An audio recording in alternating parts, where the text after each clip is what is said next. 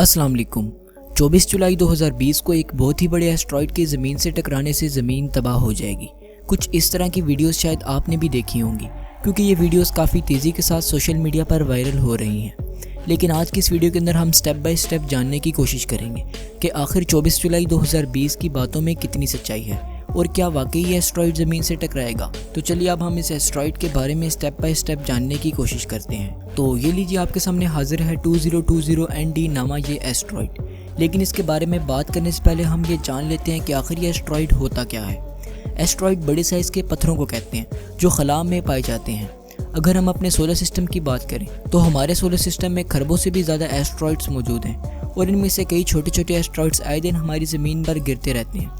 लेकिन ज़्यादातर एस्ट्रॉइड हमारी ज़मीन तक पहुंचने से पहले ही ख़त्म हो जाते हैं, क्योंकि साइज़ में छोटे होने की वजह से ये ज़मीन की सतह तक पहुंचने से पहले ही तबाह हो जाते हैं। लेकिन अगर एस्ट्रॉइड साइज़ में बड़ा हो तो वो काफ़ी तबाही मचा सकता है। तो चलिए अब हम 2020 ND नामा एस्ट्रॉइड के बारे में बात कर लेते हैं।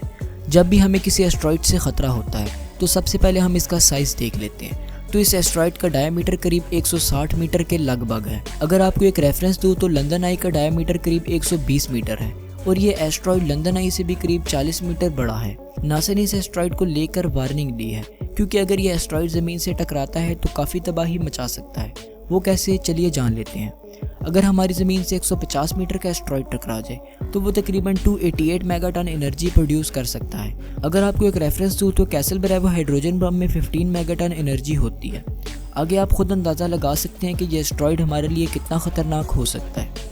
2013 में एक 17 मीटर का मेट्रॉइड रशिया में गिरा था, लेकिन साइज़ में छोटे होने की वजह से ये मेट्रॉइड ज़मीन तक पहुंचने से पहले ही तबाह हो गया था। लेकिन इसके बावजूद इस मेट्रॉइड की वजह से प्रोड्यूस होने वाली शॉक वेव्स में तकरीबन 440 किलोटन एनर्जी थी, जिसकी वजह से काफ़ी नुकसान हुआ और करीब 1500 के लगभग लोग इस हादसे की वजह से ज़ख्मी हुए थे। अब आप खुद ही सोच लीजिए कि अगर 160 मीटर के डायमीटर वाला ये एस्ट्रॉइड ज़मीन से टकरा जाए तो क्या हाल होगा। अब सवाल ये आता है कि क्या वाकई में ये एस्ट्रॉइड ज़मीन से टकराएगा, तो इसका जवाब है नहीं।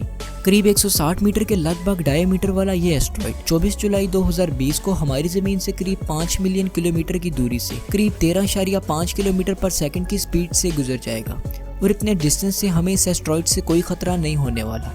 अब नासा फ्यूचर में हमारी ज़मीन से टकराने वाले एस्ट्रॉइड्स को रोकने के लिए कई प्रोजेक्ट्स पर काम कर रहा है और इस पर बनाई गई हमारी वीडियो आप देख सकते हैं। शुक्रिया, अल्लाह हाफिज़।